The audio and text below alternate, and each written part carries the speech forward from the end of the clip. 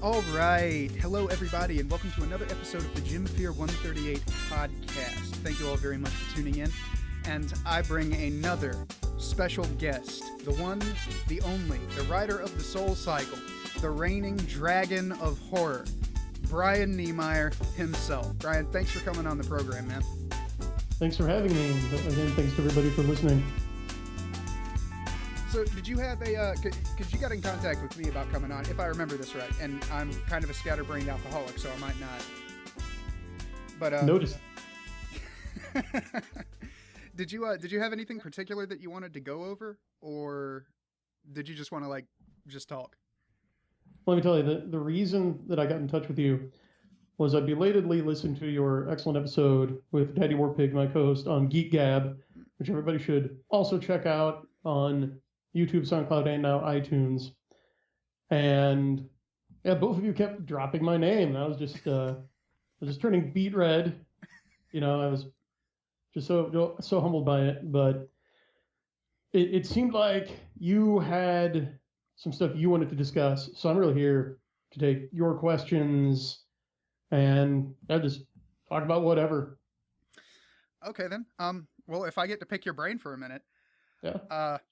I do have a couple of questions, I'm not going to lie, specifically about Netherial, because when I read that book, it blew my mind. It was right up there with like Planet of Adventure and all of this old pulpy stuff that I've been reading, and like it, I don't know, it was akin to discovering The Witcher for the first time, not knowing that he was an Elric clone, who is a bad clone of Conan. Copy of a copy of a copy. Yeah, but this is something that's actually original, so I do have some questions. So, how did you come up with the idea? I know that writers get that all the time, and you know, my answer for my stuff is pretty generic. It just kind of comes to me. But this universe seems very well worked out. Like I didn't notice not a single plot hole that I can think of. So, did it start as this cohesive thing, or did you just have an idea for a character and then it built from there, or? Well, do you want the long or the short version? What do we have time for? Let's see. It's 9:20. I have a full bottle of whiskey and a full pack of cigarettes.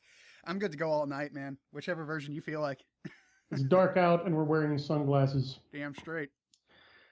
Okay, because authors always have the panel answer, which is pithy and quick and soundbite friendly. And then there's the hanging out in the bar, the hotel, after hours, and you're talking with other writers. Then there's that version.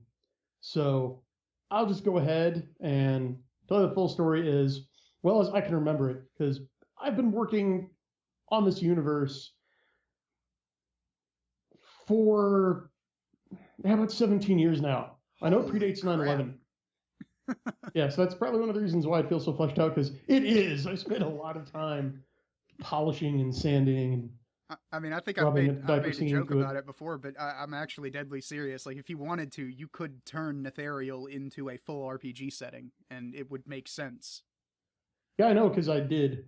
So you are correct. Oh, really? So when can I get the nice hardback copy on Lulu? I don't know. Another 17 years? Probably not that long.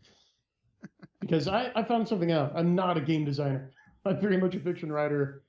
I've been working on the Soul Cycle RPG since before Netherial came out. It was after I'd finished a pretty good draft of the book. It's pretty much what you've got now, just a little less polished as before Jadji got to it. But I started just working on an RPG because I'm like, I finished a draft. I don't want to get back to revision right away. So, I got these ideas kicking around, and I've always found that gaming out my stories helps to give me that perspective. That is why there are so few plot holes. It's because I actually game this out. And I have players show me, oh, okay, there's something my characters didn't think of. I'll make sure to fill that hole, or I'll explore that avenue. So I've been using D&D, and again, this is how long, because we went from AD&D second ed with the skills and powers players option to third ed. in the process of like gaming out my novel outlines. Wow. Yeah. So, because I hung on to AD&D for a while after third came out, because I dig it. It's actually my favorite.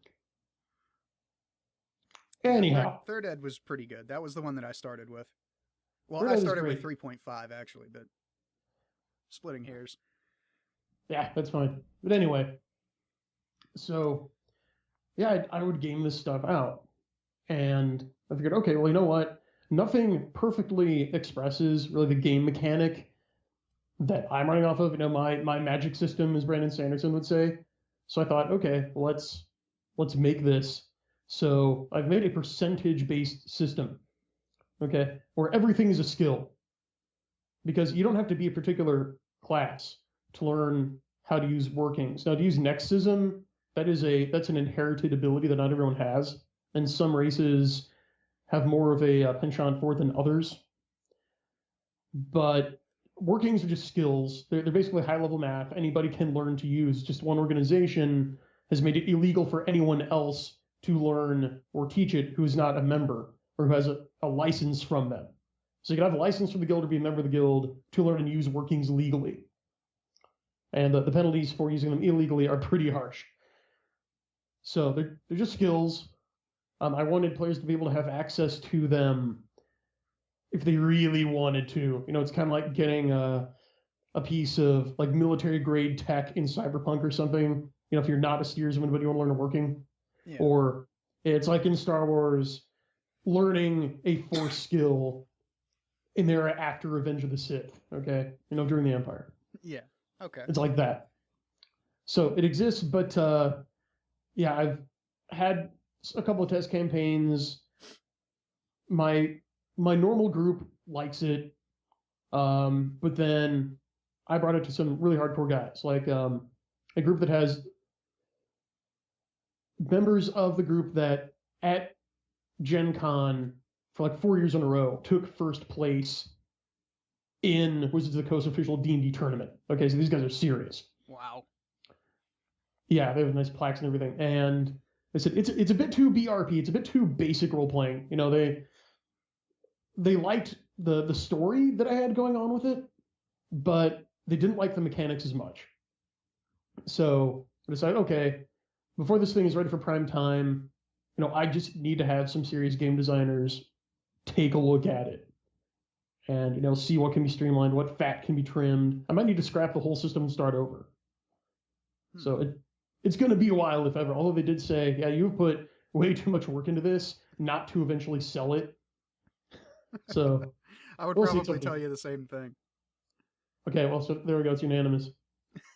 So there's an answer to that question, but I believe you were originally asking, you know, how I got the idea for an ethereal. Yeah, that's because it's such a fascinating universe. Like everything seemed very original, especially like the blend of horror and science fiction and fantasy. With, you know, these people are out in a space empire and they go to different planets and they have big starships, but at the same time they have magic and, you know, there's all kinds of crazy stuff that happens that is just kind of unexplainable unless you really know. Like you said, it's high level math, but unless you know the mechanics behind it, then it might as well be magic. And just like I said, some of the parts of that book are legitimately terrifying. Thanks. So I'm just like, I just can't imagine how you came up with something so original. Well, let's digress a minute, because I'm interested here. I mean, I'm the Dragon of Horror, like you said, so this is in my wheelhouse. What scared you the most? I'd like a list of your 3 greatest fears, actually. And then I'm going to go order a hockey mask and get your address. Anyway, what scared you the most? Oh God, there were so many parts of that book. Like, honestly, the parts that scared me the most, because I'm like a horror junkie. Like I watch horror movies, I read horror stories. I read horror stories on YouTube for the longest time. You know, I love horror, so when I'm reading a horror story, it has to do something. It has to really get inside my head to freak me out. And there weren't any particular parts of that book that necessarily got inside my head, and maybe that's due to the blend, but apart from the parts where certain characters were in danger, because over the course of this book, you really do come to care for these people. Like, they're well fleshed out, developed characters. They feel like real people, like how characters should be, which was one of the most impressive things I thought about the book. So when you had parts like, I don't want to drop too many spoilers here for the people who haven't read it yet, which if you haven't read it yet, the fuck are you doing with your life? But anyway. Hey, go turn us off. Go read it. What are you doing here? Yeah, pause the podcast, go read the book, and then come back. But like the part where Teg, I think is his name. It's been a couple of months where Teg and Suleiman switched bodies. That, or when he was climbing that tower to light the blaze, that part was legitimately terrifying, because you're like I never had that moment where, because I don't read ahead, I just read the book. I don't flip ahead in books. So I and the way that this book had been set up so far, I had no idea if Teg was going to live. Like, that scared the hell out of me, because he's one of my favorite characters. I absolutely love that character. And he's climbing up this tower and going through all of this stuff and almost drowning, and he gets to the top and gets attacked and everything, and I'm just like, is Brian gonna kill Teg? That's the part that actually, like, really, really freaked me out. Was not knowing whether or not these characters were safe. Well, Lovecraft always said that the fear of the unknown is the greatest fear. And as individuals, we've all got to decide, how do we confront that fear? Because none of us knows everything, right? Right. That's a fear we've all got to face. So, yeah, thanks. That's very important feedback, and Tag loves you too, for sure. I'm glad to dig him. I have a lot of fun writing Tag. So, okay, thanks for the answer. Now, to finally get back to the genesis of Ethereal. So one day, I was sitting at our card table at home, like a Saturday night or something kind of like this. And one thing I've always done since I was a kid was just, I'll put little models together.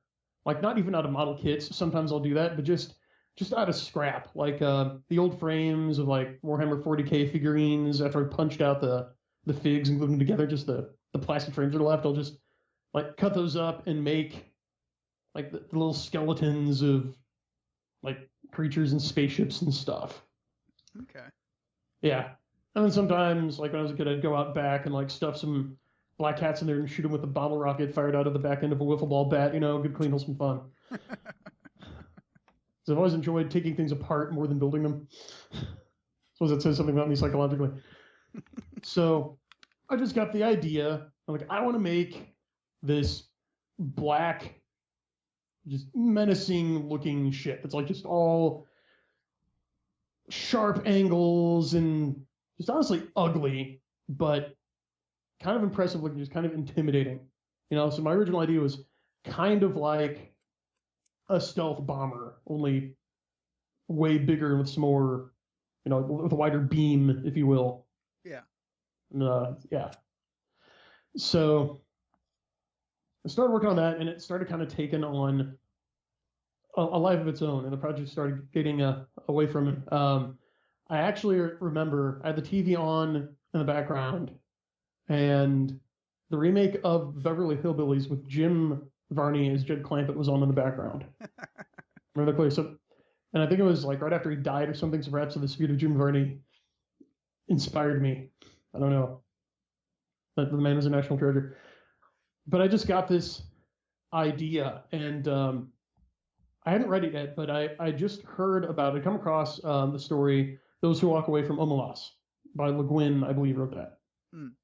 Familiar with that story at all? I'm not, but if it's Le Guin, then I'm familiar with her work. Pretty sure it is. Make sure what Hugo for it. The audience will have to double check us here, but the premise of the story is just there's this utopian city, right, where no one wants for anything, everyone's needs are taken care of, and there's peace and prosperity, but the price of it is that somewhere in the city there's a basement room, like dirt floor, filthy, no windows, no light, and in this room there may or may not be like a semi-retarded child. Could be boy or girl, doesn't really matter. But the kid doesn't know what he's done, doesn't know why he's there, but this kid's just locked up in this room, is fed slop like once a day, so he's half starved. Every time the door is open, like to muck out the room or feed him, he just, pleads with his captors, I promise, I don't know what I did, but I won't do it again, I'm sorry. And they just don't talk to him, they just shut the door again. So this kid just lives in absolute darkness and fear and suffering until he dies. And then they get another kid, is what's implied. Wow. So that's pretty fucking dark. Yeah, it's intense. So again, they say that where originality really comes from is a synthesis of two ideas that no one's ever considered before. So I thought of, what about instead of a city, there is a ship that is powered by the suffering of a child? And I think you can see where I'm going with this. I believe so, yes. Yeah. So that was where the initial story came from, and then where the initial concept came from. I just started asking myself questions, because that's what you do. Every writer I know has had at least one eureka moment like this, where you just think of it, I'm like, man, bear pig, or some weird chimera or something. And, well, where did this come from? You just start asking why, what if, how, the 5 reporters' questions, until I figured out where this thing came from. Okay. And that's kind of where all of the characters and how all of the rest of the universe developed and everything like that. It expanded slowly from there over years. Okay. That's very interesting, because like a lot of writers that I hear talk about their story ideas, like you said earlier, they just kind of give this boilerplate, the con answer, I guess, this, just like you said, a pithy, popcorn response. But whenever you get them alone and you actually get them talking about it, that's not exactly something that I've heard another author come up with yet. So once again, points for points for originality even in your creative process. Yeah, thanks. Go ahead. This isn't exactly a deep question. This is just to satisfy my personal curiosity. Is it Gen or Gen? Both. Both? I believe it's in... Now you're just messing with me, man. I'm not. I believe it's in... It should be in the glossary that Midgarders pronounce it Gen, and Kethans prefer Gen. So whenever Jern or not really anyone else is saying it, it's Gen. Like Jern refers to himself as Gen. Teg, and in... Have you read Soul Dancer yet? No, I have started it, but I haven't gotten very far. Okay. Well, this is in terms of a spoiler, but Kethans, like Teg and Askelin, say Gen. Okay, so it all depends on who's talking, pronunciation via region. That's a pretty cool concept. Usually there's like a way to pronounce it, but this really kind of goes back to, kind of calls back to the whole GIF and GIF debate. Yeah, it's exactly the same thing. Technically, the more preferred, the more widespread pronunciation is Gen. Okay. But it's kind of like, well, do you spell center E-R or R-E? Well, you won't get it marked wrong in a spelling test either way, so if you call again a Gen, he's not going to give you shit over it. You'll just have to get used to your localized word processing software putting red lines under everything. Yep. I hate those. They're so stupid until you train them. Yeah, you really do have to put in a lot of effort to get those things to recognize all of the words that you made the fuck up. Yeah, so to set the record straight here, because I've got an audio version coming out, and hopefully you'll get to do it. I'm pulling for you. Good news on that front. Since I found out that this vision loss is going to be permanent, I have told my partner over at Dimension Bucket Media to just go ahead and send everything off to Castalia House, and if they send us something back, like, okay, let's see how you do with this, then we'll just get started on it right away. So good. I'm glad you pulled the trigger. Yep, just decided to go ahead and see what happens. Hopefully, because I would love to record an ethereal, and that little piece of information about the pronunciation is going to be very useful. Right. So speaking of which, one more tip that I noticed from your audition, which was great, by the way, which is the main female co-protagonist name is pronounced Nakvin. Nakvin? Nakvin, yeah. Nakvin. How was I pronouncing it? Nakvin? I think you said Nak, yeah, like that. So Okay. it's knock isn't like knock on wood, and then VIN is like vehicle identification number. So Nakvin. Okay. I will bear that in mind if I get the job. There's all kinds of questions that I wanted to ask you about how to voice different characters, but I won't get into that right now because that's going to be really boring for everybody else. But if you want to, I'm interested, but yeah. But you're in charge here. One thing that I did notice about this, like I said, it's one of the most original pieces of fiction that I've ever read. But I did see some serial numbers in there, and Sure. I don't know if it's just because I do this so much that I'm able to like pick up on it in other writers. I just have this question: how much anime do you watch? I really don't watch it anymore. I kind of stopped like around 2000. Really? Well, and here I found out why. I never figured out why, because I used to be huge in anime, man. Like starting in high school, and then even into college, I just couldn't get enough, and I went to the cons and everything. But then at a certain point, like right around 2000, 2001, I just lost interest. I just fell out of the hobby. And I'm kicking myself because this person will probably listen, but I think it was a guest on Geek Gab, like while we were either in the chat or while we were talking before or after the show, and pointed out that there was one guy, okay, who used to mix the paints for every anime studio. Just this one dude, and he had a technique for doing it. And it is why every anime that was still drawn on a cell looked the way it did. Is because for like 30 years, this one dude was doing the paint for him. And then everybody. And then in 1998, he suffered a massive heart attack and had to retire. Damn. Yeah, and they couldn't find anyone. That's why everything looks more generic nowadays. Because they had to switch to like all computer animation. Yeah, I really have noticed that. Like, I just got done watching like Kokoro Connect and like interviews with Monster Girls and stuff like that, and they're good shows. But the animation, and even with things like One Punch Man, it's good animation, but the art style is very generic. It just like everybody who's not a main character, and even some of the main characters, really seem to have kind of same face going on. And it's become very safe, because back in the 80s and early 90s, you had the bubble economy driving this, where anybody could find an angel investor to give him the money to produce an OAV from even the most obscure manga, right? Or even an original idea. So it was like when the mob would fund movies in the 70s here. Right? Yeah, look into that if you want a story. Jay Leno has some interesting and harrowing stories about dealing with the mob in showbiz in the 70s and 80s. That should be very interesting. It's really interesting.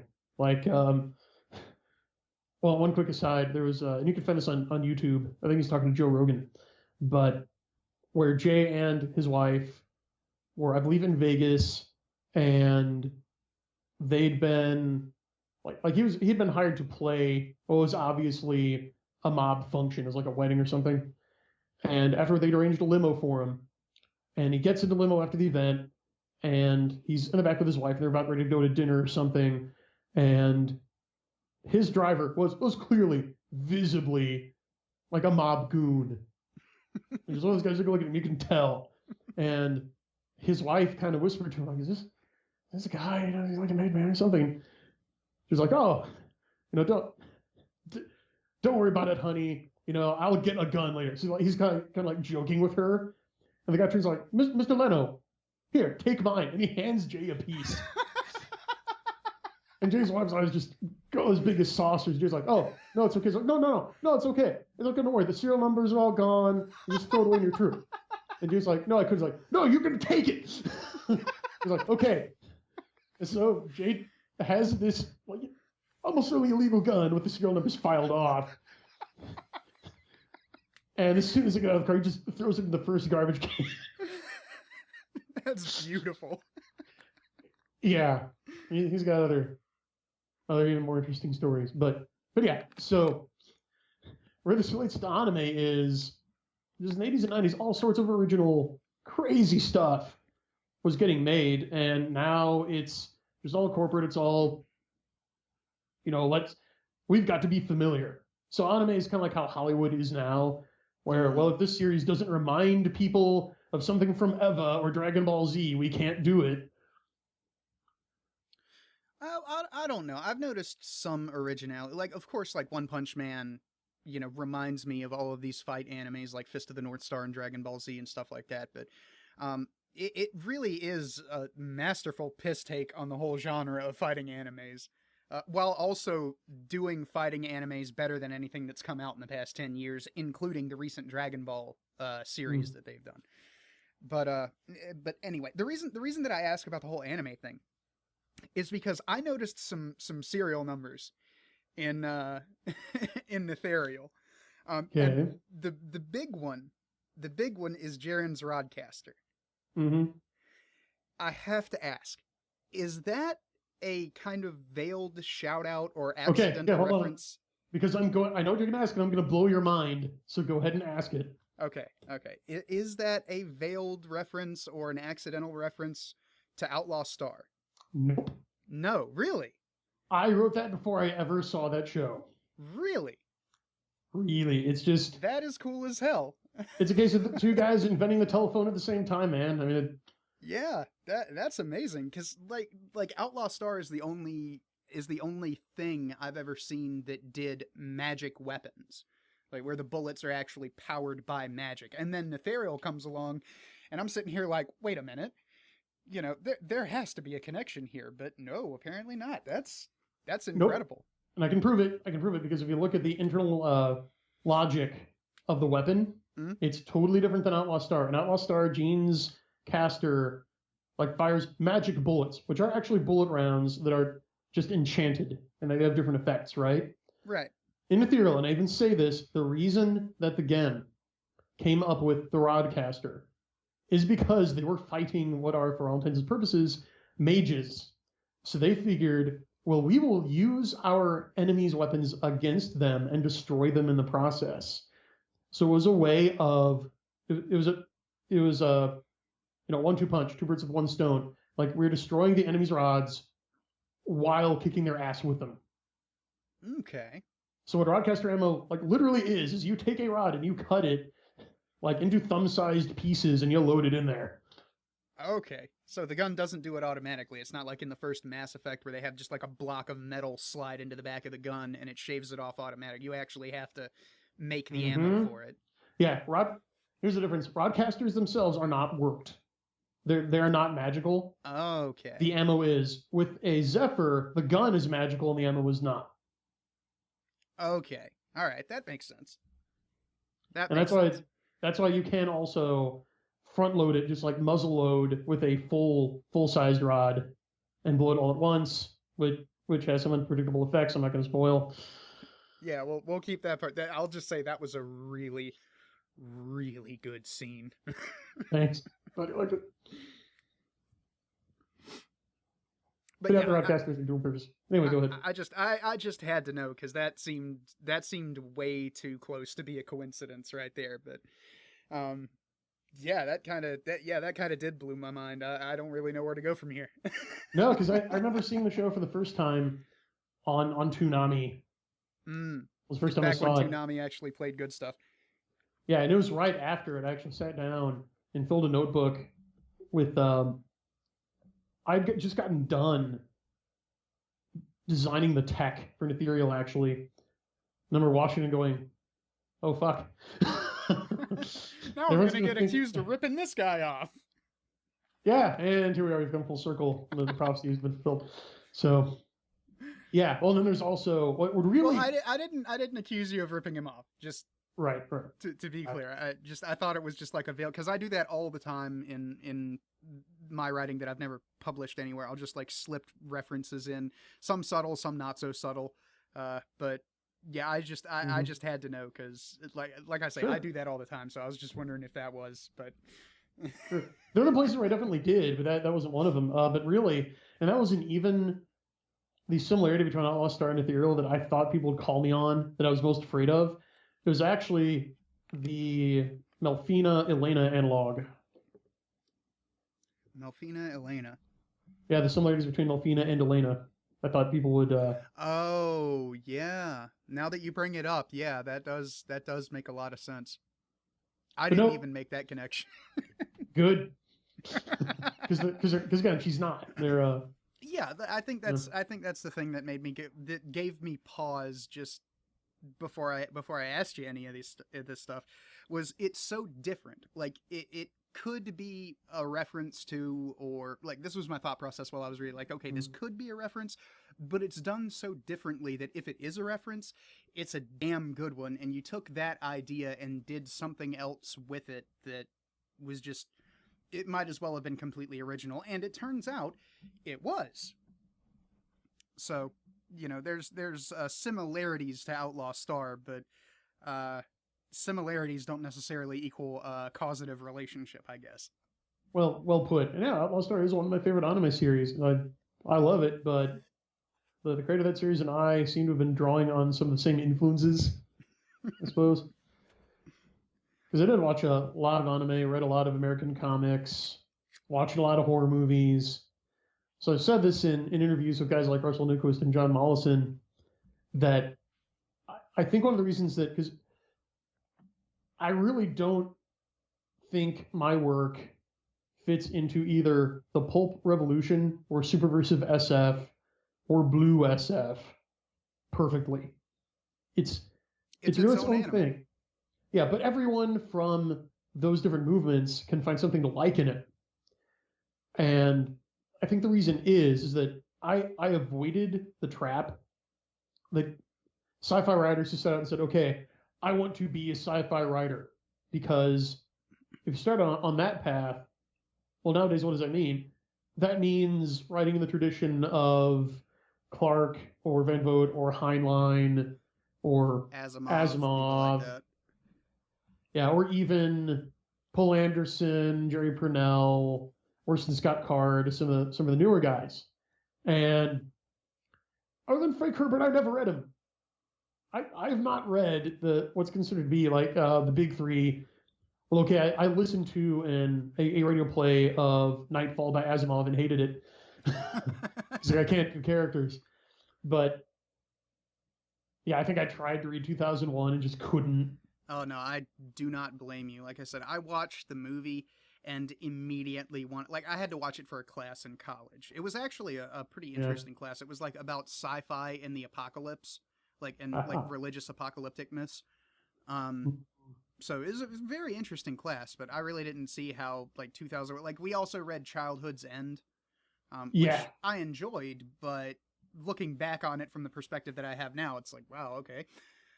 But yeah, 2001 was just a boring movie. It had some cool special effects, but that was about it. And then my brother actually went and read the novel back in high school, when he was in high school. And I talked to him about it after watching the movie, and he was like, yeah, no, the novel's pretty much the exact same thing as the movie. It's just shit floating through space to classical music for, however many fucking pages it went on for. Could have been a lot shorter. Yeah, it vindicates what Jeffro and Died of War Pig and again John Olson, Nick Nosley have been saying over on their blogs in the Castelli House blog. Okay, which is that after World War II, sci-fi editors in New York decided they wanted to become literary and butter up, just kind of sidle up to the literati, right? And we appear to be having some technical difficulties with your side of things. Getting a little. Because I did. It might have been me. Because I was pausing to think. No, I don't think that was. I think it's just Skype screwing up again. Wonderful. Am I coming through better now?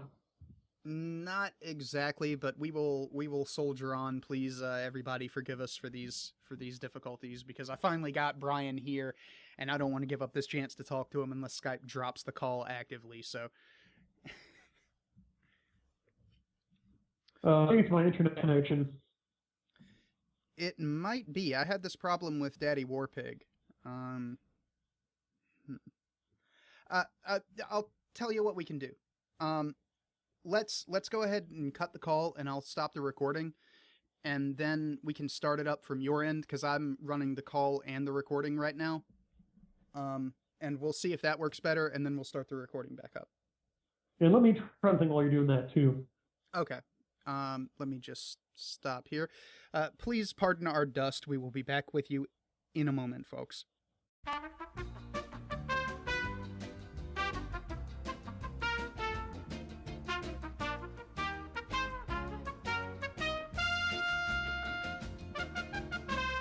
Okay, folks, we are back. We got it worked out. Got the connectivity issues solved, hopefully.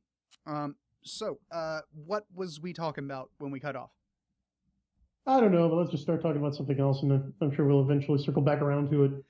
I think we were talking about the pulp revolution and the superversives, and how your work doesn't necessarily fit into any of the kind of established literary movements that are going on, assailing the crumbling walls of Trad Pub at the moment. Oh, yeah, they are crumbling. But yeah, so my influences aren't what anybody being published by the Big Five really are.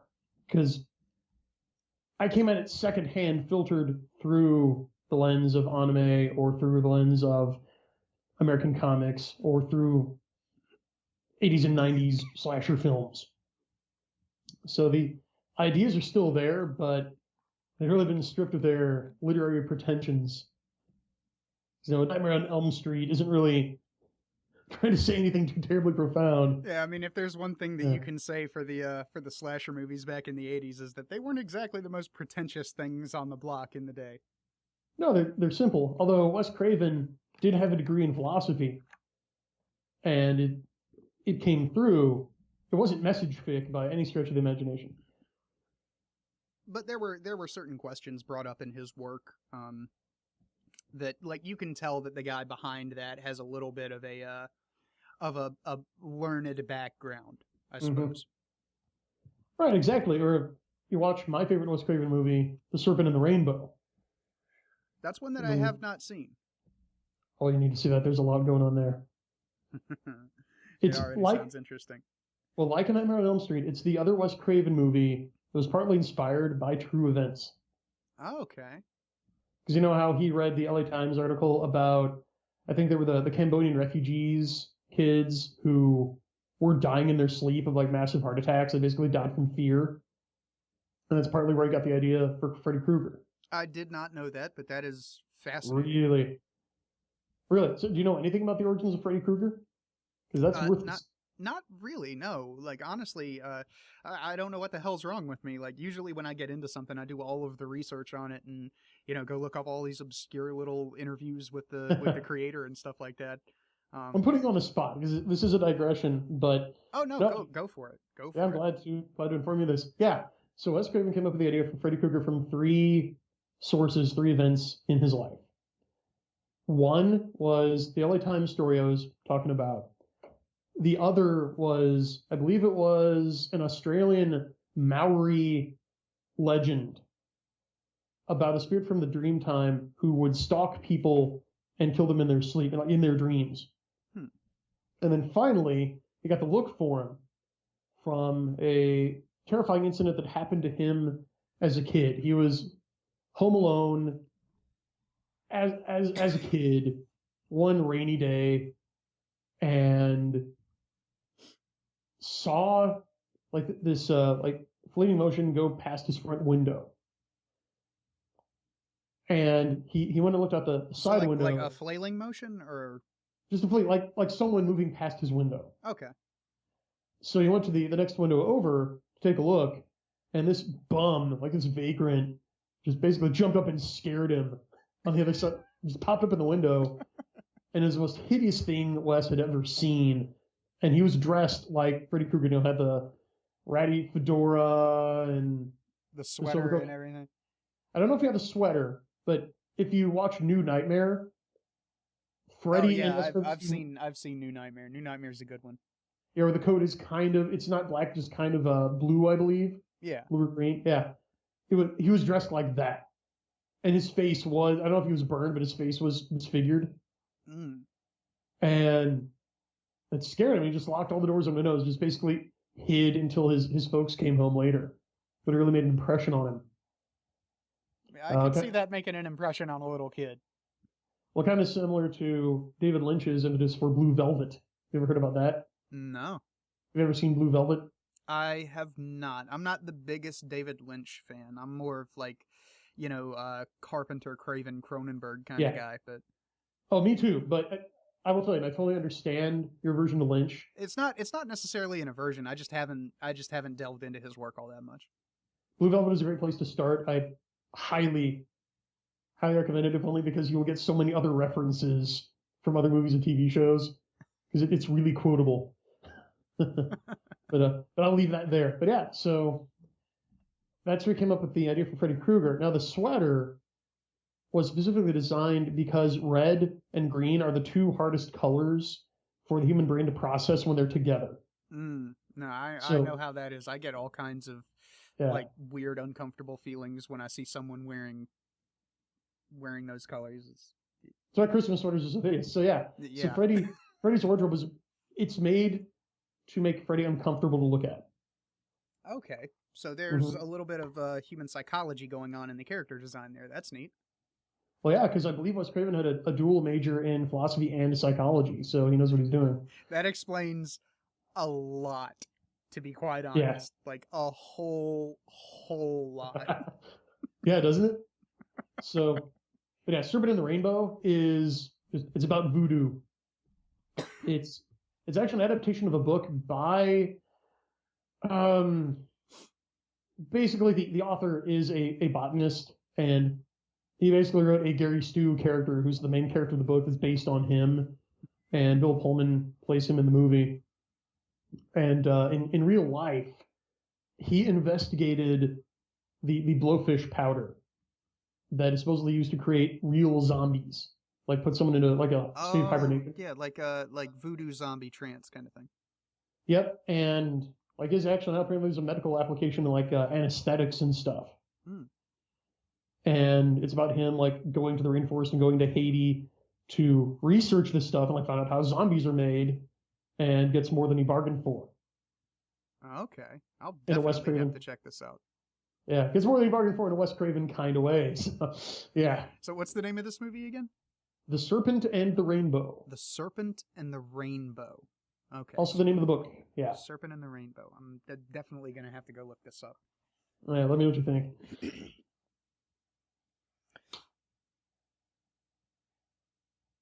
But yeah, to get back to like all the, so we were talking about references and how your stuff doesn't necessarily fit into any one movement and all of that. I think that you're absolutely right about that, because while there is an element of the superversive, in my opinion, in my extremely unlearned opinion, because I'm not nearly as into it as the superversive guys are. I just think it's fascinating and a wonderful kind of direction to approach science fiction and fantasy work from. Even with that, there in Ethereal, it's taken as read that there are gods that exist in this universe. Like the younger character, I cannot remember his name, and I'm kicking myself. Dame. Yeah. It's actually pronounced Dame? Yes. Okay, Dame. Yeah, like him with his tattoos, and they'll kind of catch him in like moments of prayer and everything like that. There's this very, kind of, I don't want to necessarily say sinister, but it's kind of sinister undercurrent of deities exist in this world. Like, God is real here. Maybe not necessarily, the Christian God or, any particular God from any particular pantheon that exists on Earth right now, but gods exist here. And I think that kind of brings that element, excuse me, of the superversive into the fiction. Because one of the things that I remember reading on one of the innumerable blog posts that I read when I first found out about the superversive movement is that they don't really care if you're coming at this from a Christian perspective. Just some kind of higher truth to the universe has to be present. And that's most certainly present in, sorry, I'm losing my voice, in Netherial. It's most certainly present in Netherial. It's just an internal consistency within the universe. Yeah. Did you have a question about that? Is there anything you'd like to know?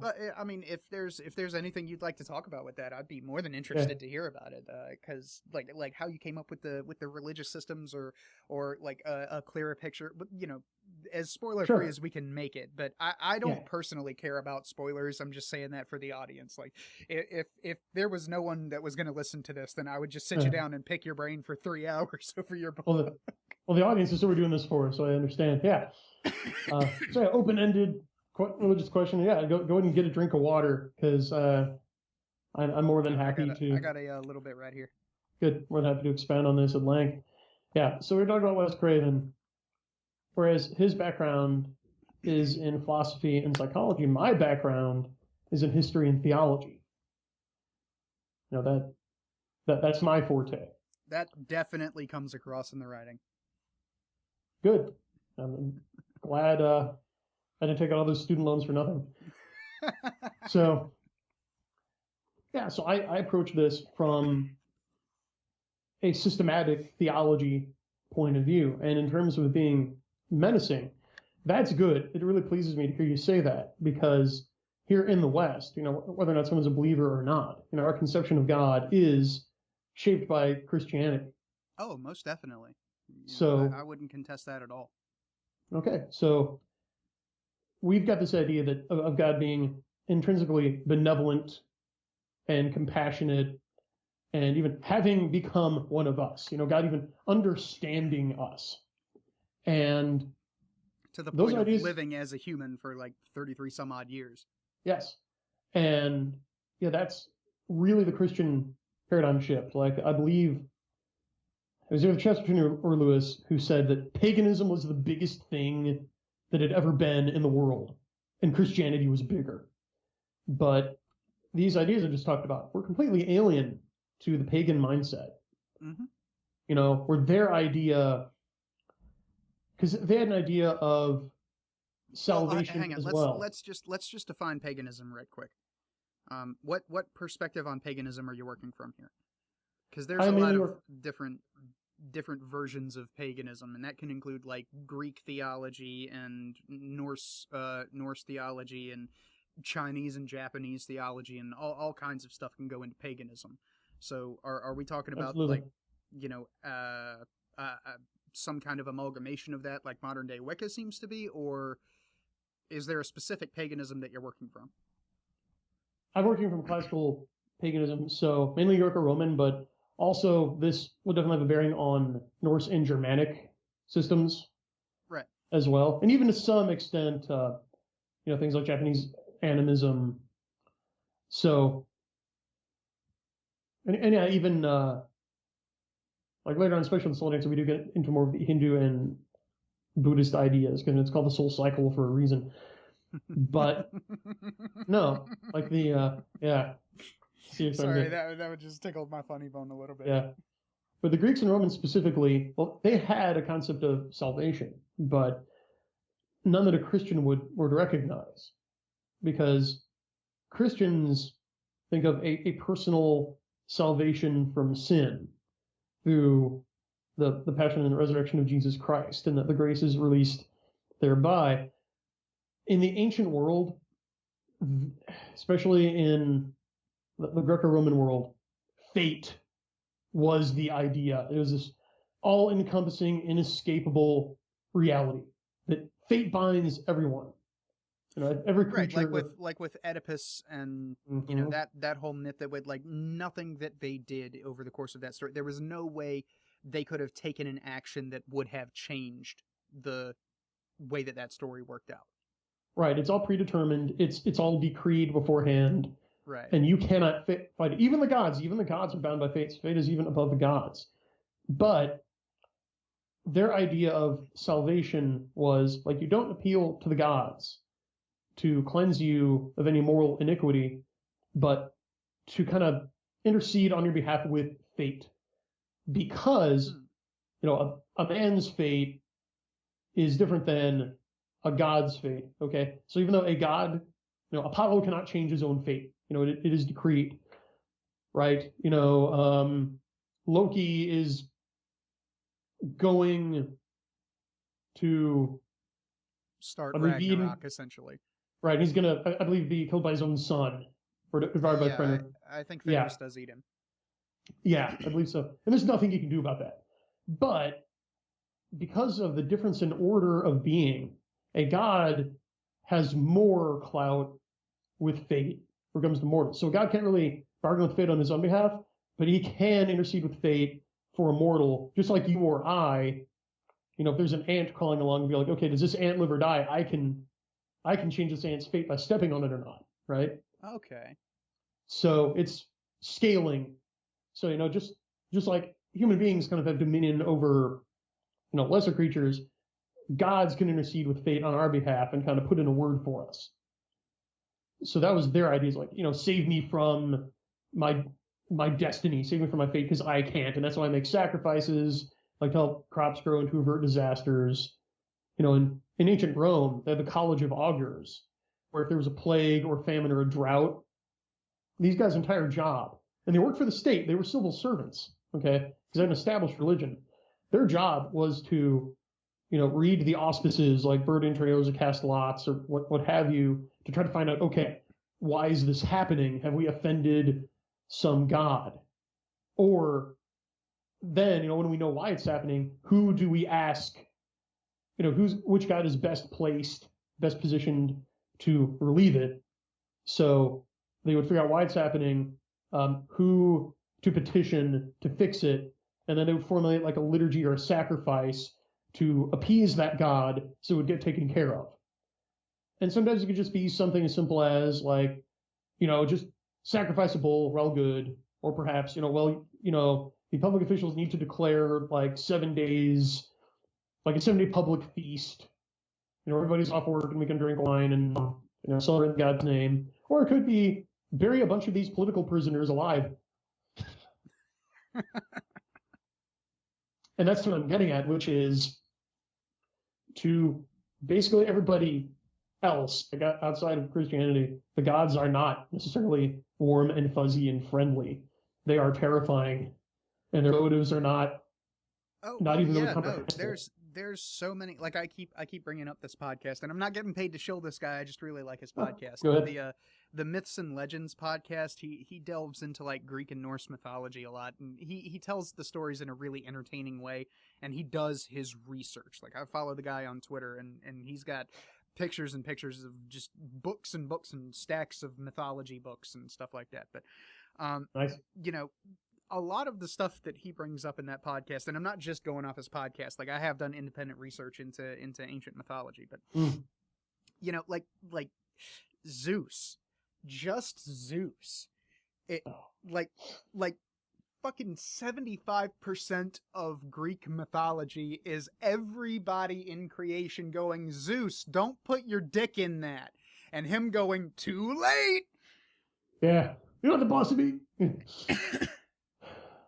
Yeah, it is. So in a soul cycle, the gods that talk about, whether it's Zadok or Thera or Elathan or Midras. Midras is really the closest thing to a benevolent deity that there is, but the others, they're not your friend. They don't really even care about you. They have their own agendas. So they don't listen to prayers or anything like that. Like Dame's whole thing is pretty much worthless. Oh no, it's not worthless. But if God answers your prayer, it's not going to be for your sake. It's because your purposes align. Ah, so they have an expressed interest in what you're trying to accomplish. Right. So it's not. There really aren't gods that are going to put themselves out for you, especially not to the extent that Christ did. Suffering in ignominious, painful death. But it's like, okay, which he did not want to do. I feel it's important to bring that up. Just like I say, godless atheist heathen. But looking at that story and knowing as much about it as I do, there was a serious point where Jesus was like, dude, I really don't want to do this. Like he sat down and talked to God and was like, is there any other way we can do I really have to die? this way. Okay. So this is what we call signal grace, because I just came from Mass a few hours ago. Today's a Palm Sunday liturgy, because after sunset, we go by the old Jewish rules that the day ends, the new day begins at sunset, not midnight. Right. So we celebrated the Sunday liturgy for tomorrow, and we read the Passion, including the agony in the garden. Whereas you're probably a lot more familiar with it right now than I am. Yeah, but you're correct. Where Jesus says, Father, if it be possible that this cup pass through me without me drinking it, but not my will, but yours be done. So yes, because he's fully human, he has the drive for self-preservation that is natural to human being. He's not a masochist. He doesn't want to die, especially in the most excruciating. I mean, it's why the word excruciating means like supremely painful, right? It means from the cross. Yeah. Yeah. So of course that's like the exact etymology of that word. Yeah. So of course it wasn't his idea of a fun weekend. But even though he was going to be okay, like he had intellectual knowledge that he was going to be okay throughout all of this. Like he's going to be fine. His essence, his consciousness, he's going to be okay. But that's still going to really suck to be nailed to a cross for 3 days. Well, that was nothing. That's not what he was most averse to. That was the most painful part of it. The most painful part of it for him. The real agony of Jesus' passion came from taking all of human sins for all time onto himself. Yes, that's a very good point. I'm sorry I missed that. I'm lax in my theology, apparently. No, that's fine, because, I mean, of course you're going to think, because like we're talking about, we're both human. Like, for you have the prospect of being nailed to a tree for several days until you slowly suffocate. Yeah, that's not fun. You don't want that. And only God can really understand the pain of it, because, I mean, they found that the pain of rejection, even among humans, is some of the worst psychological trauma you can suffer. Like, in some cases, it can be worse than physical trauma. Mm-hmm. Well, imagine your God. That's why women don't want to approach men. Yeah, imagine your God. You created a whole race so you could love them and they would love you back. Out of love, and they reject you over and over and over, all of them. And he felt all of that in one crystallized moment. I understand why he sweated blood. That is why he sweated. Yes, that's why he sweated blood. That's a lot to hold on to, because not only is that everything up to that moment, that's also everything that came after up to the end of the world. So, yeah, Jesus was kind of taking on a lot there. Yeah, I mean, all the atrocities of every war ever, like World War II, the Great War, French Revolution, and then every time, I mean, even just the two Great Wars, just like just like unimaginable suffering right there. Just yeah, and then every time your eye stole a cookie as a kid, that's that he felt that too. He felt, no, God, I'm not going to choose you. I'm going to choose something else. I'm going to make something else my moral object, my end. And that's a grave evil. So yeah, he had all evil just poured into him because, and I'm just going to go off on the theology rant here. No, go ahead. So Dude, I went to college. I went to college and studied religion and sociology. This is my bag right here. Like we're dead up in my wheelhouse. So. All right, I feel you, dog. All right. So the mechanics of why the crucifixion worked. Why did it purge us of sin? Pay the debt for all sin forever. Well, okay. Well, think back to the ancient Israel religion purification laws, right? You're a priest, you touch a corpse. You can't be in the temple, you can't celebrate liturgy, you can't exercise your faculties, until you undergo several days of purification. A woman having her period, you've got to be shut away from the community. Anyone you touch is spiritually unclean. So the idea was there's a lot of rules in Leviticus. Yeah, Leviticus is just all about this idea of uncleanness, impurity, and then it can be transferred by touch. So if something unclean comes into contact with something clean, the thing that is clean is befouled. Okay, that That's even one of the reasons. I wonder if Muslims have the same thing when they slaughter dogs. Well, I mean, I know I wonder if the guy who held the knife has to like go into seclusion for a couple of days and pray. I don't know. We have to find out, but I mean, we know they have purity laws. Yeah. Halal and haram law. But good question. I don't know how to research that. But the idea is that when uncleanness is brought into contact with cleanness, the cleanness is made impure. It has to be purified. Okay? So that is why, for example, like one objection to Jesus being the Messiah is, well, again, in the Old Testament it says Hold on. Say that one more time. I missed it. No problem. So one of the arguments against Jesus being the Messiah has been that, well, he's a convicted criminal who's hanged on a tree, and specifically there's a curse attached to anyone who's executed like that. Right? Anyone who's executed like that is unclean. Well, here's the thing, though. That was kind of the point, wasn't it? Right, exactly. Not if the one who's been executed is God. Because God is the source of all purity. So he's the one exception to the rule.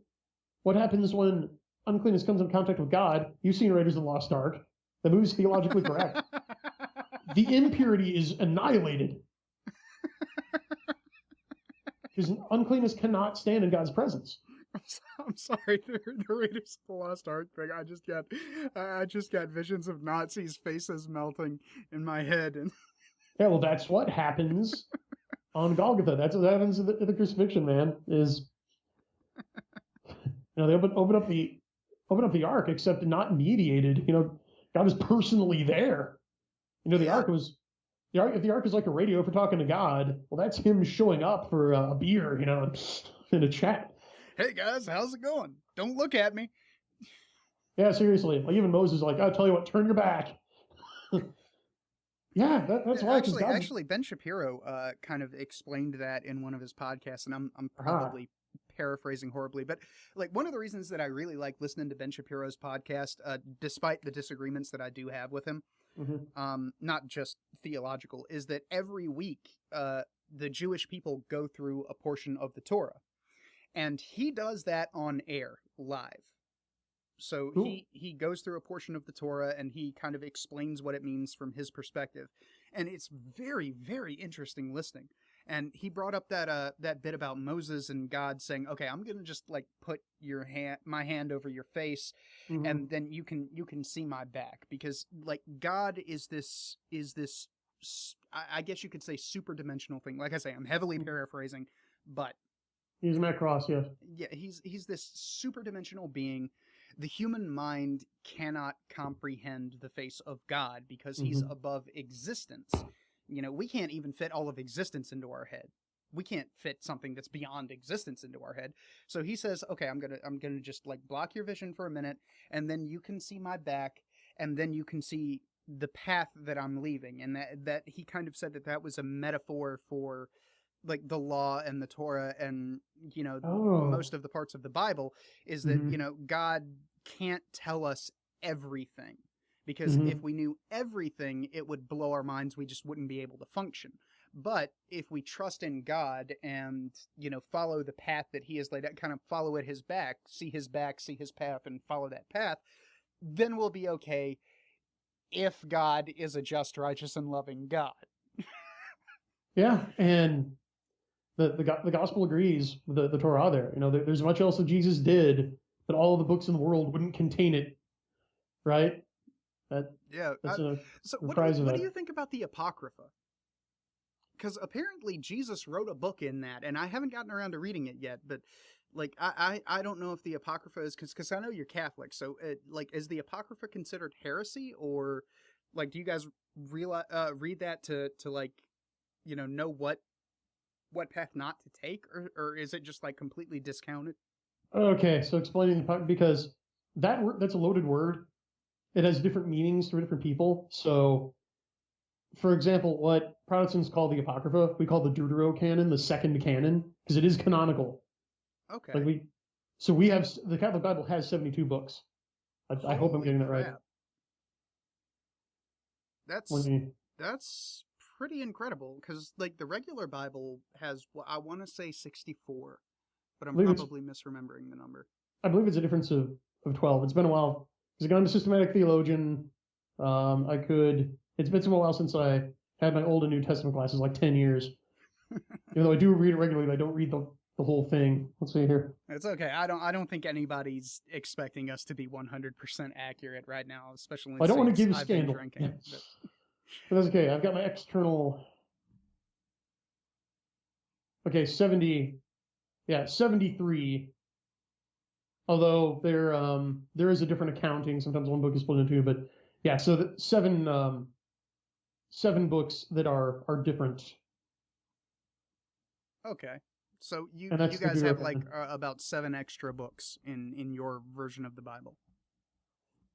Right, yeah. And I'm really, really trying not to be like insulting. So if I say something that ticks you off, let me know, and I'll work to correct it. Because honestly, I've never actually talked to a Catholic about theology before.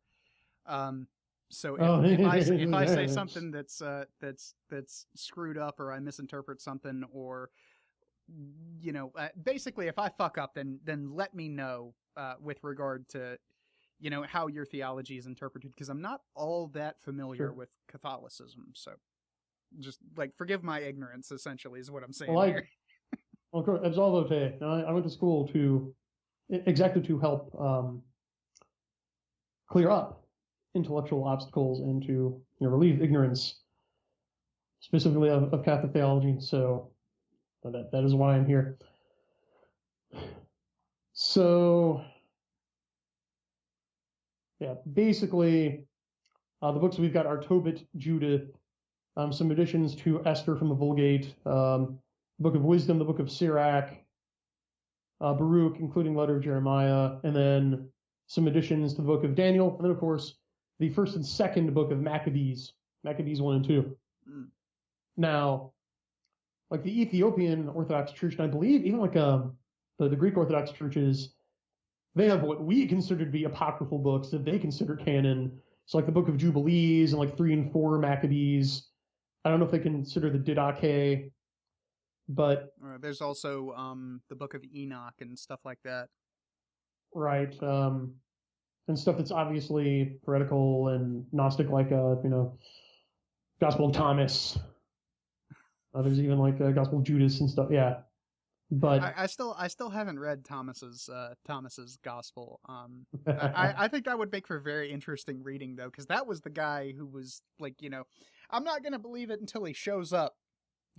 Jesus has to show up, and then he does, and Thomas is like, like he just had a fucking meltdown right there. Well, the Apostle, I hate to burst your bubble, but the Apostle Thomas almost certainly did not write the Gospel of Thomas. It's a Gnostic text written like hundreds of years after the fact. Yeah, that's the real problem with all of this, because I took a course on the Gospels, actually, like the 4 accepted Gospels, Mark, Matthew, Luke, and John. Mm-hmm. And there's all kinds of debate in the theological community about where these Gospels came from and when they were written and who wrote them, and it's a total clusterfuck trying to work all of that stuff out. So I have no doubt that the Gospel of Thomas is, not actually written by the guy Thomas who's in the Gospels and was the doubter. Right. But in terms of the it's fun to imagine that it was. Right. Where the Catholic and Protestant canons diverge is because of the Septuagint. Now, for the audience's sake, because you probably know what that is, I have an idea, but I don't remember the exact definition. Well, remember the Babylonian Exile, where basically the ancient kingdoms of Israel and Judah were dismantled by the Assyrians and the Babylonians and taken into exile. They had to adapt practicing their religion, away from their homeland. Right. And Greek came to be really the universal language in the ancient world. And so fewer and fewer people spoke Hebrew, and the Jews in the diaspora realized, okay, well, we need a new translation of the Bible into Greek so that everybody can read it. Right? It's kind of like what Jerome did with the Vulgate, translating it into Latin, which, in the Middle Ages and Dark Ages was the lingua franca of of the West. So, right. And then like further on, translating it into local languages so that the Mhm. ordinary person could read it. Right. And so where the name Septuagint comes from is they got 70 translators. And Septuagint comes from the Greek word for 70 to translate the Old Testament. And that is the canon that the Catholic Church accepts. Okay, so the Septuagint is the Mhm. kind of like the basic Catholic Bible. Right. We accept the Septuagint. Jesus himself quotes from it in the Gospels on a few occasions. And it's what was accepted, for thousands of years and over 1,000 years until the Reformation. And guys like Luther, and I know that this is a really short answer, but I don't have forever. But basically, they argued that, well, the Jews of the day, after what was called the Council of Jamnia, did not accept the Greek texts. They only ruled canonical the books originally written in Hebrew. Right. Like the stuff that you go into a Jewish synagogue right now, and you'll see like they have the books right there in the Ark, and Yeah, exactly. Which I've actually done, and if you have the opportunity, just anybody out there to go to a Jewish synagogue and actually see the Ark that they have there that houses like the Torah and the different books that they have, it is such an intense and moving experience. Like, good Lord. I wouldn't classify myself as humbled by religion in many points after I kind of became an atheist, but that was one of the points where they actually like opened up the Ark, and I saw all of these scrolls there that are written on lambskin, handwritten on lambskin, and I just like I kind of broke there for a minute. Like I couldn't deal with the amount of history and I guess the word that I'm looking for is reverence that I was seeing, and there was no one there. Like we didn't even have the priest, the rabbi with us at that point in time. It was just my teacher in this class that I was taking in college. She took us to her synagogue, and it was intense.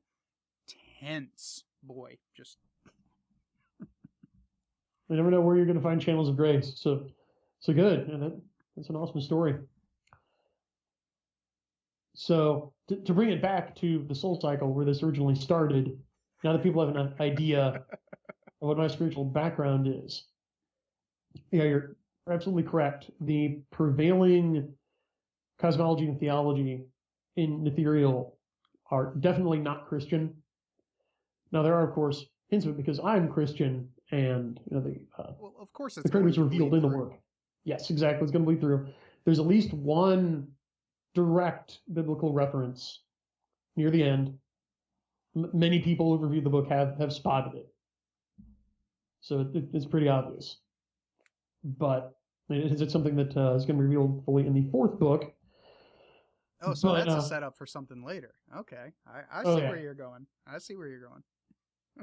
Yeah. So I'm not going to say what's behind all this, but just on its face, the Soul Cycle cosmos is very old. Okay, it's like at an ethereal. It is on its last legs. So yeah, that's kind of the impression that you gave with the book. Everything's like the universe itself is kind of winding down. It is, yeah, and even the point where there used to be this whole pantheon of gods and like a rich diversity of different faiths and cults, but even the gods have largely lost interest in this universe because it's just dying, and there's really nothing to their advantage there anymore. So most of them just left. They just sought greener pastures. But as we find, not every aspect of the old gods may be gone. They might have left some vestiges behind, and perhaps more than that. And that's all I'm going to say. But yeah, they more cast a shadow, I suppose, over the story of Ethereal. So yeah, there's Dame really kind of flailing and grasping at straws, not really, having this inner drive, kind of a vocation towards something, but he doesn't really know what it is, and he's reaching for it as best he can.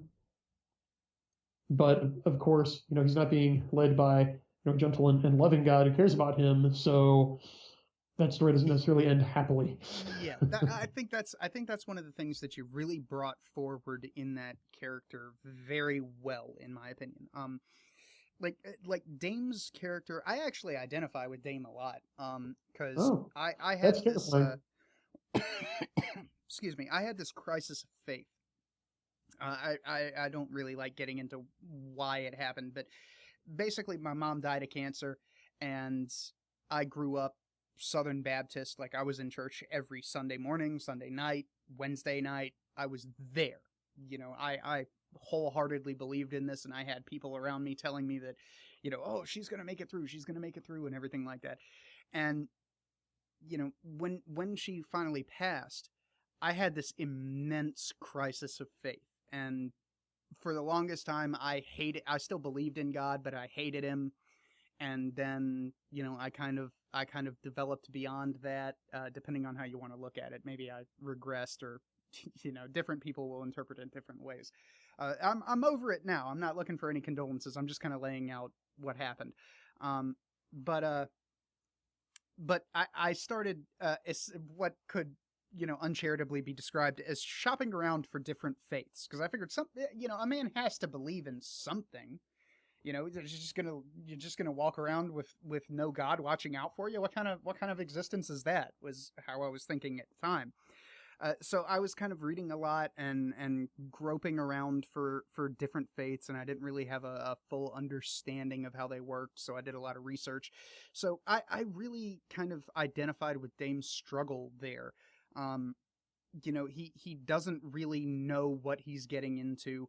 He just has this feeling that this is the right way to go, and he's going forward full steam, and damn the torpedoes. And that's not a level of, I guess, faith that I could bring to my own spiritual quest at the time. But I do see where he's coming from, and that really struck a chord with me. So that character was very meaningful to somebody like me. I really like Dame's character. Well, good to hear. And see, he should have been like you. He should have followed your example and done more research. Fools rush in, or angels fear to tread. Ain't that the truth? Yeah. Yeah. Should have done his homework. Oh well. Hindsight's 2020. So no, was there any other questions you had for me? That's really open-ended. I'm sure there are, but I do got to get going in probably like 10 minutes here. Okay. Do you have time for one more? Well, honestly, it would probably get into another another like 20-minute answer. So if you want to go ahead and cut it here, we can cut it here. It won't be a problem. We've been going on for about an hour and 15 minutes or so, adding up the time, from the two recordings. So, well, Brian, it was an absolute pleasure to have you on the show. I really appreciate you coming on. It's been great talking to you about this and kind of picking your brain about the soul cycle. So thank you for coming on, man. My pleasure, sir. And anytime, yeah, I had a blast. Thanks to everybody for listening. Can I get a plug in for my stuff here? Oh, yeah, definitely. Go ahead. Tell everybody, anything that you got to sell, where they can find you, all of that stuff. Sure. Well, you can find me at brianniemeier.com. That's my blog, Kairos. All this will be linked in the description, by the way. So if you're looking for easy links, then go ahead and check out the show notes. But sorry, I didn't mean to interrupt. Go ahead. No, thank you. Important tip. Thanks. And right now, as many of you may be aware, John Scalzi has just released his latest sci-fi opus, which Tor Books is selling for $12.99 an ebook. Ooh. On Amazon. Ouch, yeah. Ooh. So what I did is this month, in honor of Scalzi's latest triumph, is I've made all three of my books $12.97. So you can get all three of my Soul Cycle books, Ethereal, Soul Dancer, and the Secret Kings, for less than one copy of Scalzi's book. Which, by the way, I'm not saying this because Brian's on the show right now. I'm saying this because I read the damn book. Go buy it. Take advantage of this deal that he's got going on right now. This is some of the best fiction that you will ever read that was published after 1980, okay? Go buy Brian's books. And they only get better, folks. He's only read the first one. You go and read the comments, the Amazon reviews. People are saying that SoulCycle just keeps getting better. So I don't know if I'd agree, but that's what people are saying. I can believe it. I can believe it. And the Puppy of the Month book club, Puppy of the Month book club with our buddies Nathan Housley, John Mollison, and the Frisky Pagan is covering Soul Dancer this month. They do incredible in-depth reviews, about on the caliber of your audio review of Ethereal from a while back, Jim. So that's going on right now. Also currently working on a book for Castalia House. All I can say is it's going to be a space opera. I'm very much looking forward to that, by the way. That's like two of my favorite things getting mashed together.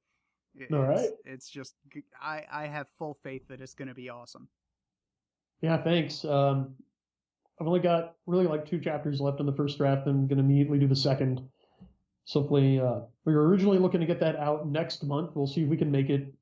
I know Vox has another book in the same series to release first. So it's going to be kind of the prelude to mine. Another guy's working on it. Okay. Yeah, and then mine. So you're like kind of doing this collective universe thing where a bunch of writers get together and write in the same general timeline. Yeah, at least 2 of us right now. Me and my editor. So he was a great guy. I thought it was Jaji again. No, Jaji's the editor for the Soul Cycle. Castalia House assigned me my own editor with them. Who's also writing the first introductory book to the series. Like his is going to be the intro, and then mine is actually going to be book 1 of this trilogy set in this universe. Okay. So I'm sure Vox wouldn't mind me saying that. I'm not saying anything specific. So yeah, it's going to be a lot of fun. I'm really digging it. We love Vox Day here, so I'm sure that he wouldn't have a problem. Yeah, I love him as more than a friend.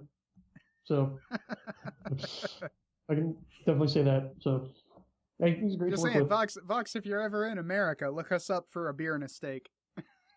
Yeah, he's not coming back. He's not. But anyway, yeah. So that's what I've got going on. Oh, also, John Mollison himself does a little audiobook narration on the side, and he just finished up Forbidden Thoughts, the sci-fi anthology that I'm in with Fox, Leah Korea, Jaji, Sarah Hoyt, Brad Torgerson, Nick Cole, John Stewart, and Milo Yiannopoulos does the intro. So that should be coming out soon from Castalia House, the audio book version of Forbidden Thoughts. Yeah, I have heard about that. I'm very excited for the audio version. I saw Raul Nyanzi's review of the book itself, and he was not exactly kind, but he wasn't exactly coming in with torches to burn the town down or anything like that. But it kind of made me a little bit, a little bit trepidatious. But for the audiobook, published by Castalia House, read by John Mollison, featuring some of my favorite writers, I think I can shell out the dough for that. Let me reassure you, okay, because I know it's poor form for a writer to gainsay his critics. So I'm not going to, because the thing is, if you notice, if you look at the actual reviews or in the comments of Forbidden Thoughts, the main complaint seems to be that this gets a little too close to being message fic sometimes, just from the other direction. Right. But then when I ask about, okay, well, what in my story did you think was message fic? Because I worked really hard. My primary goal is, okay, I'm not going to make this message fic. I'm just going to tell a good story. Raul and the other guys who have made that claim have said, oh, well, except for yours. I'm not talking about your story. Like Alfred Jennison and Justice Gamer and Raul have been like, well, no. Okay, Elegy for the Locust, which is my story, which is set in the Soul Cycle. It's a prequel to Ethereal. So if you want a little... Oh, okay. So it's a prequel to that. Well, I'm buying the book then, Well, there we go. Yeah, they said, no, my story is not message fic. Mine is exempted from that charge. So just to let you know, I can't speak. I mean, even if it is message fic, I don't necessarily have too much of a problem with that, just as a way to kind of combat the zeitgeist that's been going on for the past 20, 40 years, but it was kind of disappointing to read his review and get the impression that this was just like the same thing that we've been hearing for 40 years, but from the other side, like the same method applied a different way. But if a Nefarial prequel is included in that, then that instantly sweetens the pot to where I'm willing to put my however much the ebook at least costs.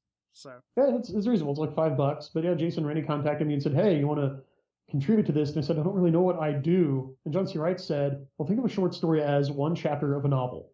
Approach it as you would just writing a chapter of one of your books." And I said, "Well, people have been asking me for more SoulCycle background, so okay, I'll give them a Lovecraftian Poe style horror story that fills in, colors in some more of the edges of the SoulCycle." So yeah, it's got hints at the origins of one major faction that shows up in Secret Kings. It delves into a bit more of like the history of the founding of the guild and like the purge of the Gen and stuff. Tells you a little bit more about how the magic system works, and the people who've liked it. One reviewer called it fantastic. People have compared it to Poe in like tone and theme. So apparently did something right. I honestly, I think you're doing a lot right, and I think you should continue doing a lot right.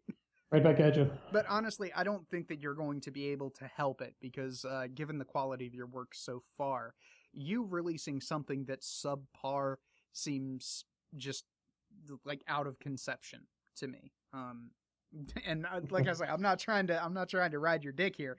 I just really like your writing that much. I don't think it's possible for you to release something that's subpar because you see all of these pitfalls going on and you've blogged about them and you've talked about them at length.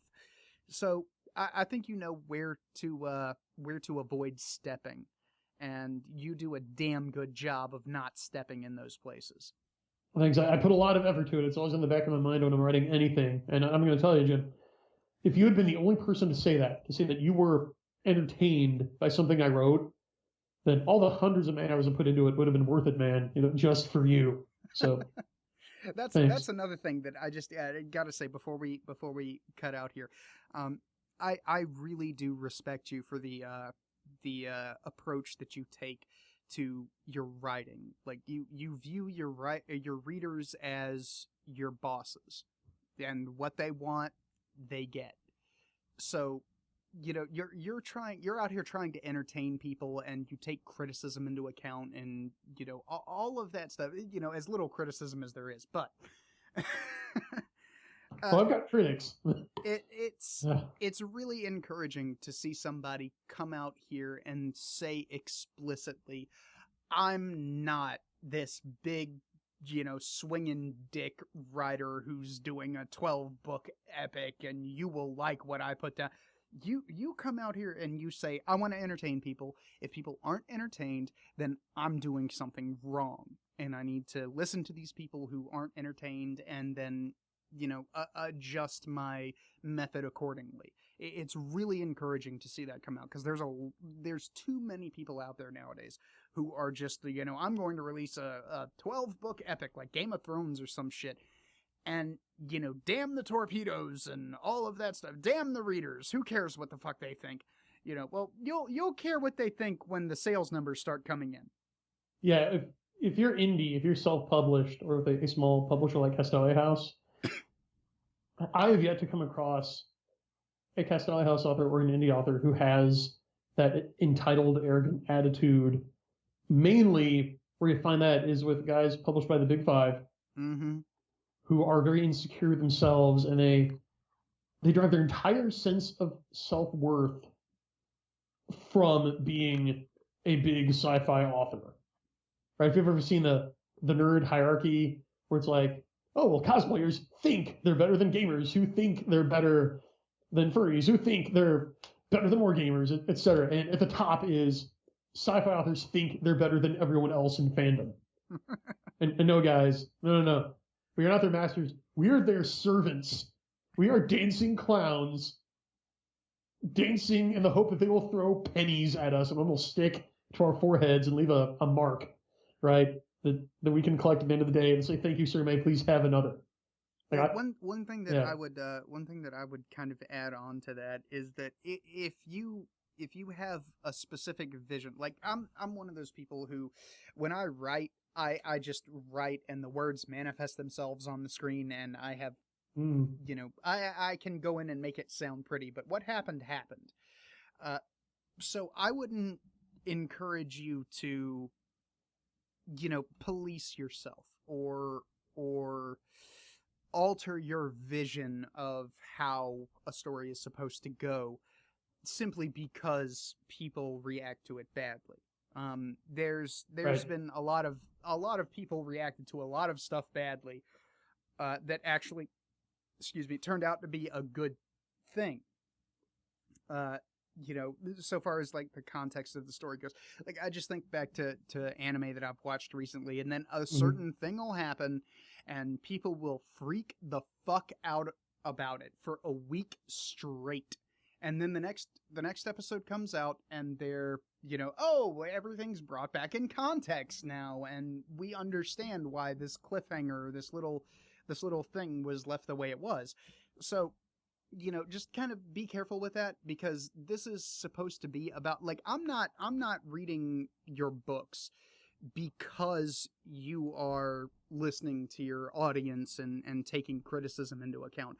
I'm reading your books because you are doing one of the most fiercely original things in fiction that I have seen in, how old am I? 29? 29 years.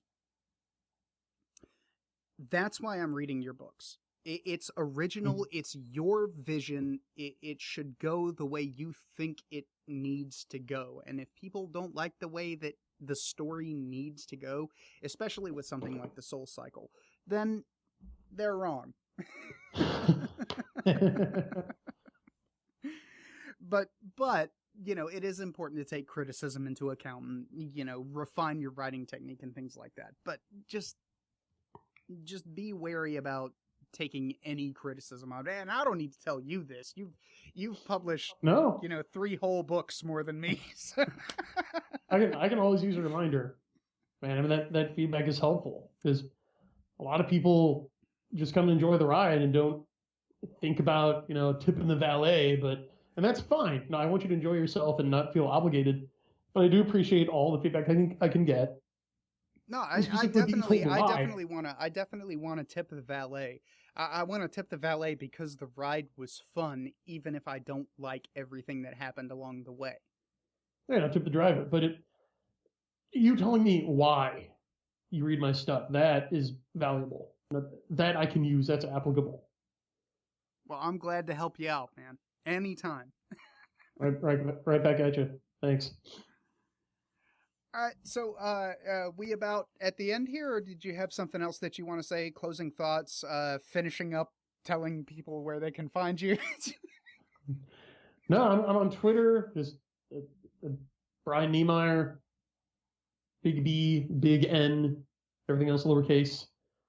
I'm on Facebook. I don't use it as much, but I try to get in there. I'm on Gab. Try to make the rounds of Gab at least once a day. But I'm around. If you want to get a hold of me, I've got an Amazon author page. But no, otherwise, it's a nice night. I think I'm gonna get out and take a walk and kick some ideas around.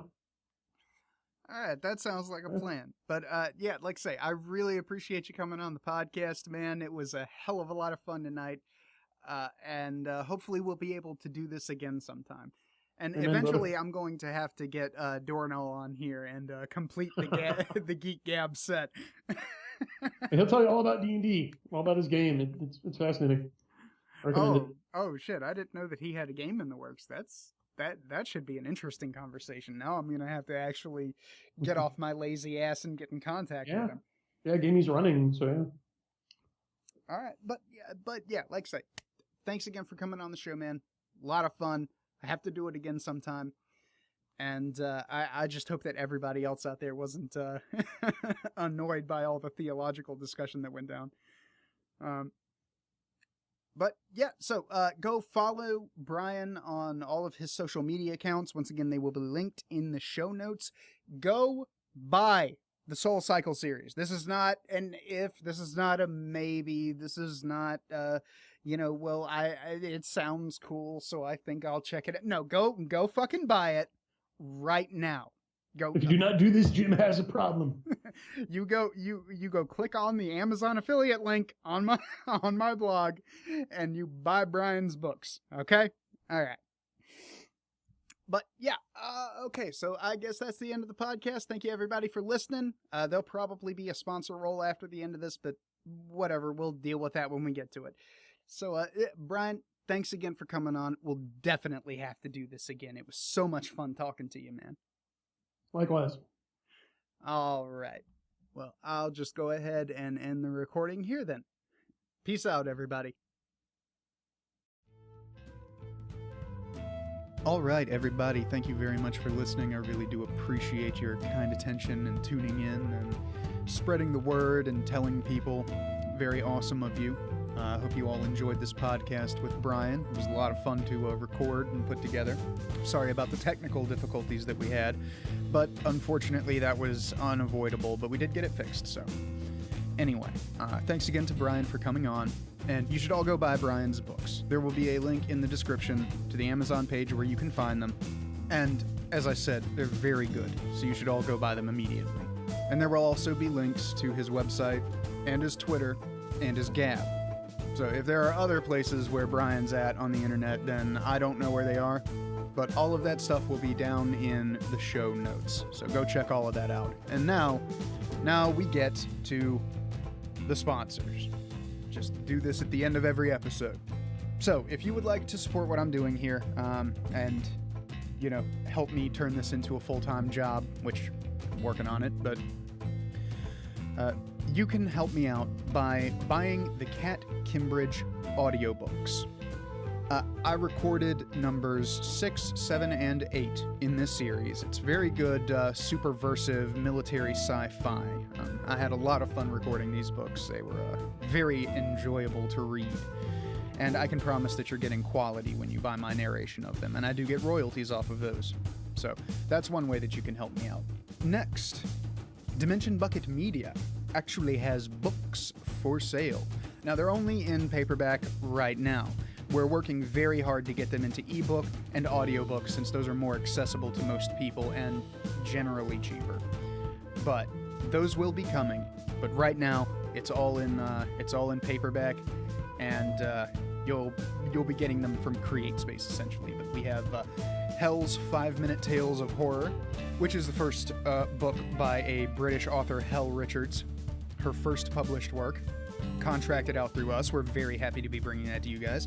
And we also have Dimension of Cobwebs, which is a collection of old weird tales by classic authors including Lovecraft and Edgar Allan Poe, but also some less well-known guys, so that's a very good deal for your money. We also have Darkest of Dreams, which is an original short story anthology. So this is a basically a self-published collection of short stories. It's 3 short stories each, and I can promise that you're going to absolutely love them. They're all quality, so well worth the money over there. And like I say, we're trying to get these out in audio and ebook, so those will be coming very soon, and I will let you guys know when it happens.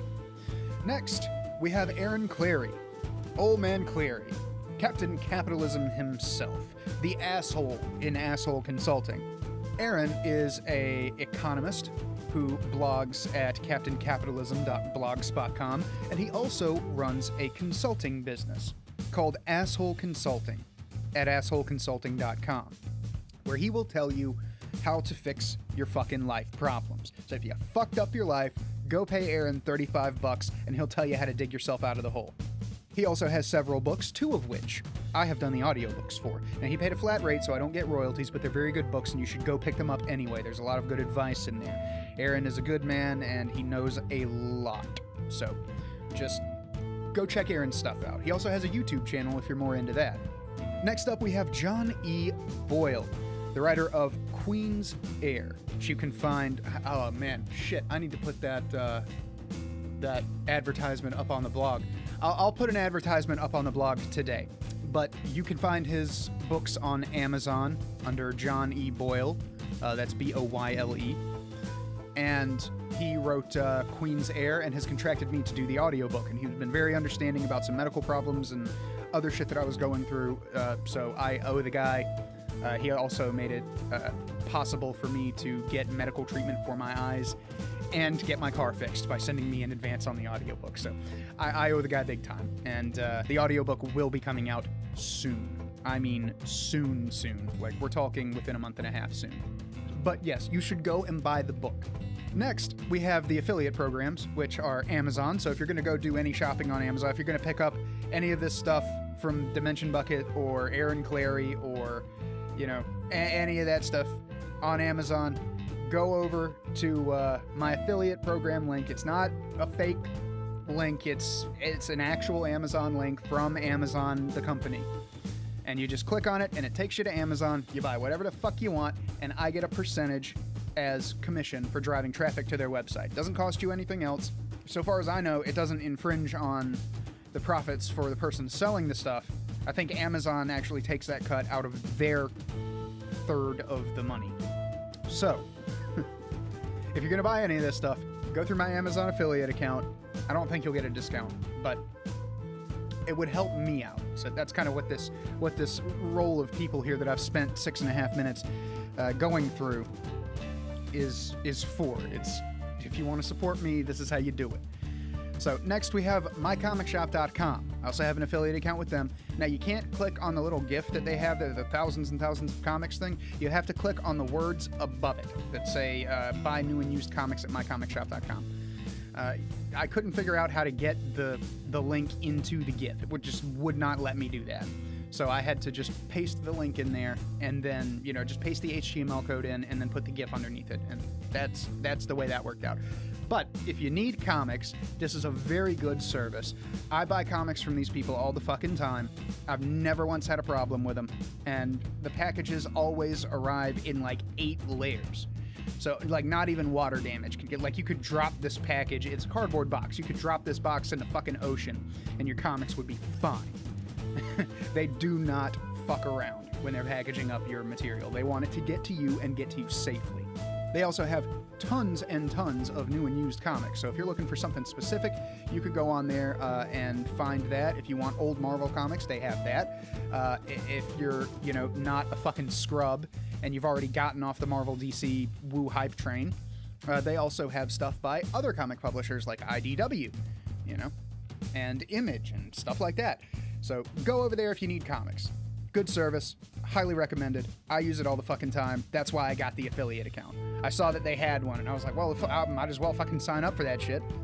You know, because I give these people money all the fucking time. I might as well get a little kickback. Next, we have WriteStuffAnime.com. So, Right Stuff is like your one-stop shop for fucking everything anime, manga. Like, they have figurines, they have music, they have all kinds of merchandise. It's also a very good service. Just like mycomicshop.com, I've never had a problem with these guys. They always send me my stuff in a very quick manner. They process the orders very quickly.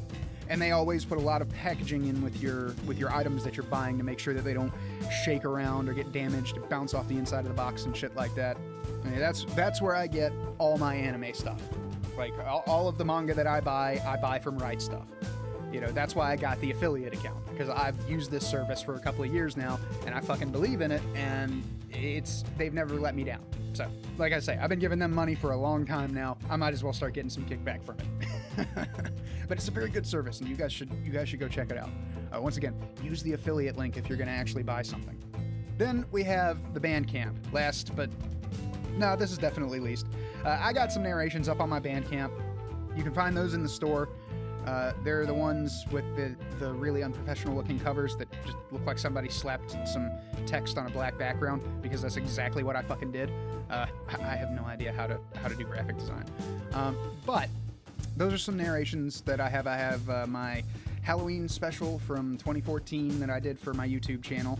I have a bunch of narrations of the Holders stories, which you know, like the holder of honor or whatever, or the holder of color, stuff like that. You know, you guys know the fucking website. Well, I did a bunch of narrations. I did like 15 narrations for a cancer charity that wound up never going anywhere. We didn't even take any money. It just kind of like died on the vine before we could even get the thing set up and actually start taking donations. So I published a couple of them, and then I just put the rest up on the Bandcamp. So if you want those, it's like never before heard narrations. You can go get those if you really, really want them. And that's about it for the sponsors. So yeah, and like I say, don't forget, Dimension Bucket actually has stuff for sale on Amazon right now. You can get Dimension of Cobwebs, you can get Darkest of Dreams, you can get Hell's 5-Minute Tales of Horror, you can get Cracked, and I think we have a couple of other ones that I can't remember the names of right now. It's a lot. We put out like 6 or 7 books, all at once, so go buy them. Use the affiliate account link. Anyway, I'll shut this down now. I've been going on for almost 12 fucking minutes about this shit. So thank you guys again for listening. Thanks, Brian, again for coming on. It was wonderful talking to you. I had a great time, and we'll have to do it again sometime. Thank you guys all for listening. I'll catch y'all next week. Peace out.